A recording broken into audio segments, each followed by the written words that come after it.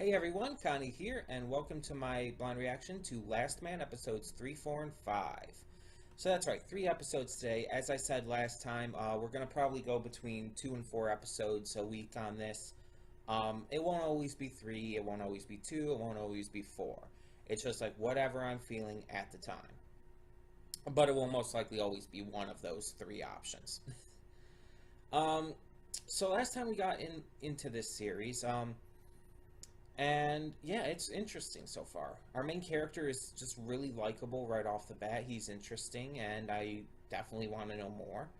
Um, our villains seem to be kind of this creepy cult, and those are always fun. And we've got some side characters who I think were like for that episode only. Um, I don't think they're going to be coming back at this point, but I could be wrong. You never know. Either way, uh, hold on, I just had a brain fart there. Sorry, it's like I mentioned this in the stream earlier. My tooth had been feeling better. I actually had a little bit of pain again this afternoon, which is why it's taken so long to get to recording this and everything. But even outside of that pain that's returned a little bit, I mentioned in my in the live stream that my tongue actually has like I don't really want to say it's a burn on it or anything, but it's like it's really like sensitive and painful on one side of it, but not like super horribly so. But I I guess it's like all the turmeric and garlic I've been having, which is natural remedy for toothache and stuff. On top of the fact that I just had Buffalo Wild Wings last night, and I had the Asian sing sauce, which probably didn't help add on to that. Well, it did help add on to it, but it didn't help the overall situation. Yeah, overall, it's just like some discomfort in my mouth area.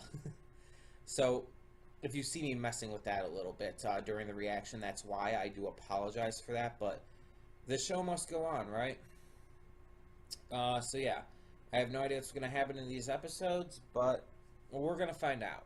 So when the screen fades to black, pause this redirect and go to the description below. Follow the link to the reaction, and after you watch it, come back here to the redirect and resume play. Because after it fades to black and then fades back in, everything from that point forward will be my afterthoughts and will contain spoilers to the episodes. So that being said, thank you so much for tuning in today, and I'll see you at the reaction. And we are back, and we'll begin with spoilers in 3, 2, 1, now. Let me bring this down real quick first, though. What the fuck did I just watch? What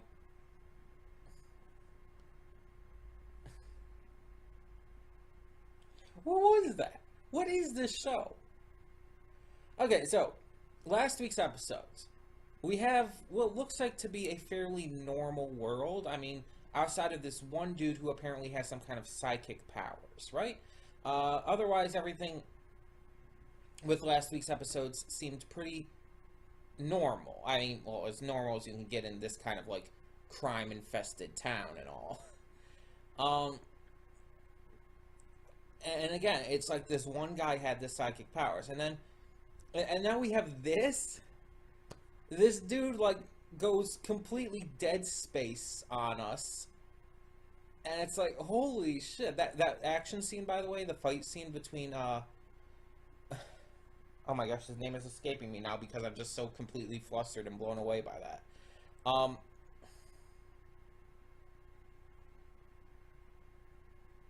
I can't think of his name.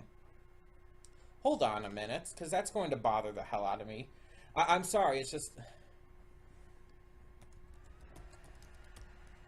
It's just, I'm completely just thrown off by everything at the moment. Because, again, it's just like, Richard Aldana. It's just like, everything just completely threw me off with that. When Richard was fighting this guy, and you see, I guess in her mind, the girl, Siri, is fighting her own despair, her own doubts.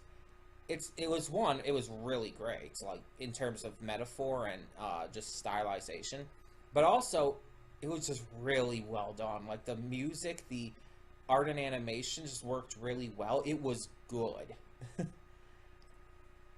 Holy shit. Um, then there was that second episode, right in the middle, by the way. Um, no one told me there was going to be like full on nudity in this.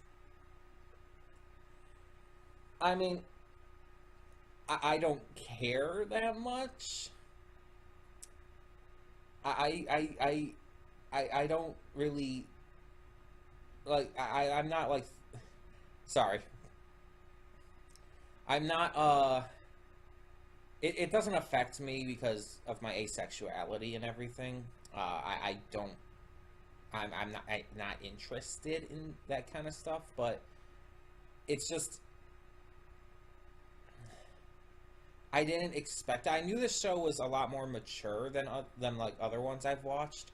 It's probably the most mature slash adult cartoon I have watched on this channel, even with the old channel and everything. Um, but this is a lot better handled with the adult themes and styles.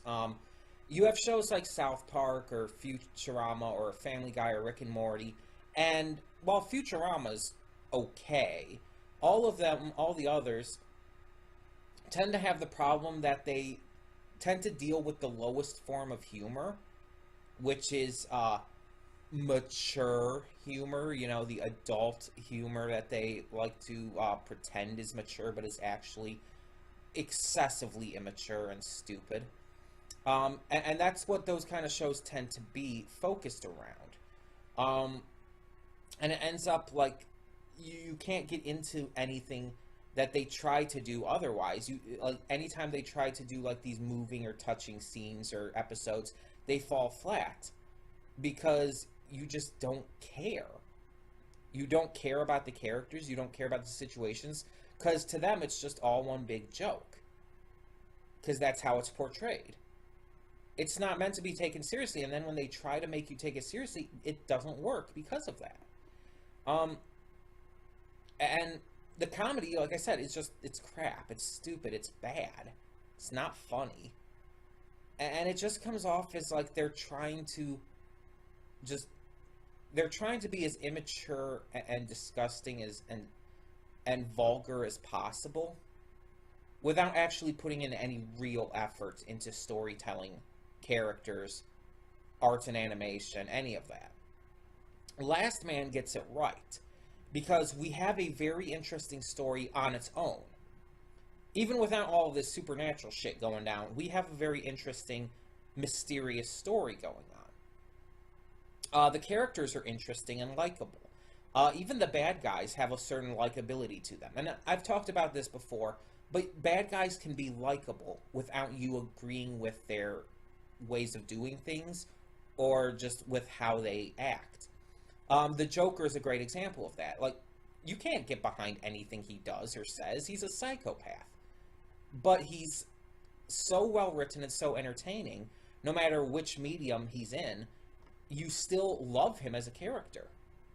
Same with a lot of the other comic book villains, to be honest. Doc Ock, Green Goblin, Thanos is a big one right now. And so that's kind of how I view the villains in this so far. They're really interesting. They're really well written. They're really like likable in that sense. I really get a kick out of them. Also, is this one guy actually dead? The sidekick guy? I I was thinking like his death, like it was gonna look like he was dead, but then he'd come back, and maybe he still will. Um, I don't know. It just feels a little too easy the way they took him out. But then again, if this guy was taken out like super easily too, maybe it's gonna kind of be like I want to compare it to Sailor Moon more than anything else, because in Sailor Moon, like almost every episode was like this monster slash villain of the week episode. There were a group of recurring villains, and I'm going to talk about season 1, by the way, of Sailor Moon, the Queen Beryl arc of it all. I forgot what it was actually called, Dark Kingdom or something like that. Um, but almost every episode was its own like set of villains and all. There's the main villains and all, and they're basically corrupting all of these different people to turn them into these demons or monsters or whatnot. And there are also demons and stuff who would just disguise themselves as people and everything. And that's kind of how this might be going. Now, obviously, I can't say yet, but it kind of feels that way almost. Like there's a different enemy almost every episode. Or at least almost every episode. And we had the one dude for the first two episodes, the creepy psychic guy. I don't know his name. It was shown in this episode, but I don't remember it. Then we had the one boxer dude, the big guy who was angry because because Richard fucked his mom. Wow. And now in this one, we had this psychopath, this Dead Space motherfucker. This isn't going where I thought it was going to go. And it's really throwing me off, but in the best way. Because I like it when a show can surprise me, but make me really excited about it. There are a lot of shows I've watched, cartoon or otherwise, that have surprised me in bad ways, that have gone off the beaten path or done things that just are really bad, in my opinion, personally.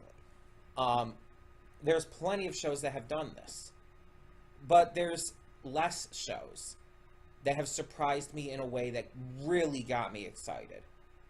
But the ones that have tend to end up being some of my favorite shows. My Little Pony Friendship is Magic is a huge one.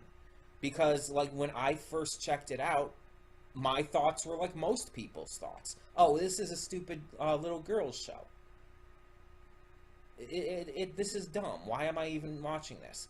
And now, it's years later, and I'm so integrated into the fandom. I've been to BronyCon twice. I've been to multiple other Brony conventions. I have a bunch of merchandise and stuff. I've seen all of the episodes a lot of times. Yeah, it's just... It surprised me in a very good way because it wasn't what I thought it was going to be. It wasn't just a little girl show. It has so much depth and nuance. It has so much great writing and characters. And there have been other great shows like Steven Universe, Star vs. the Forces of Evil, Gravity Falls, Over the Garden Wall. So many amazing shows that have far surpassed any expectations I could have had for them. And I think Last Man just joined that. Now, I'm not saying that Last Man is going to be as high up there as those shows that I mentioned are for me. I'm not saying that it's going to be as amazing as them. I'm just saying, it joined the ranks of them by surprising me in that good of a way. By completely throwing me off of my game in the best possible way. Because, again, we already knew from the first two episodes, there's this psychic dude, so we know there's some kind of supernatural element. We had mention of this iguana queen, so it's like there's some kind of cult going on here, probably where the sidekick and supernatural elements connected to. And I still believe that. I still believe that there is that connection. But in these episodes, it's like we get these dream sequences going on with Siri. We get this motherfucker turning into a Dead Space monster. We get that awesome mind battle Siri had. And it's just like, I don't know at all what's going to happen here. And I like that. I'm fine with shows being predictable at times if they're still written well, which that can be done. Some reviewers might try to make you think otherwise, but being predictable is not necessarily bad. But I also do like it when a show can completely, once again, throw me off my game, completely surprise me and excite me. I really want to see what happens next. I want to see how much further they can take this. This was just some random serial killer. Well, not random, because he's definitely connected to everything going on. But just some serial killer who just somehow turned into this Dead Space-like monster. I'm going to keep mentioning that because he seriously reminds me of the monsters from Dead Space. He turns into this monster somehow, and shit gets real. It's like, where are they going to go from here? This is not like the end-all be-all. This is not like the big enemy. We saw that apparently this guy who, apparently his signature as a serial killer was stealing the hearts of his victims. Apparently his heart got stolen by some dude with a briefcase. I think that we're going to maybe progressively get more and more exciting with these enemies, these villains as it goes on, these members of this Iguana Queen cult. This is really enticing to me. Like, this show, like, even the first two episodes were great. I really enjoyed them. But this is, like, really raising the bar for me. And I hope that the series can really prove to continue to be this good. But I do want to mention one more thing before we finish, because I really haven't mentioned it much. I do like the relationship we have so far between Richard and Siri. Not just the fact that he's pretending to be her uncle or whatnot. They have this, like, almost connection that's almost instantaneous upon their meeting and stuff. And it was explored a little more in these 3 episodes. They have this almost, like, teasing relationship with each other where they're making fun of each other, but they clearly just have this instant caring for each other. You could see it in the way Siri laughs while they're poking fun at each other, the way he smiles when he's watching her. And even when they fight and argue, you can see that they're doing so because of, well, what's going on is some crazy shit. So I really want this relationship to flourish, and I really want them to explore it in more depth and detail. Yeah, all I can say right now is you guys knew what was coming, I'm sure. You guys who have watched this before and recommended this to me, you knew what was coming, and I think you knew that this would be right up my alley. I think this was planned. You guys planned this. Thank you for that. But tell me in the comments below what you thought of these 3 episodes of Lastman. What did you think of the entire boxing ordeal? What did you think of the Dead Space serial killer monster? And where do you think this is going to go if you don't know or whatnot? Once again, no spoilers in the comments, especially for this show now. Definitely no spoilers. Either way, thank you so much for tuning in. I have to relax after that. Like, my heart is pumping. That was just so awesome. So for now, I'm Connie Royal, and I'm signing off. See y'all next time. And don't just live for tomorrow, or just live for yesterday. Just be glad for all you have that's in today. And though you've come through many obstacles,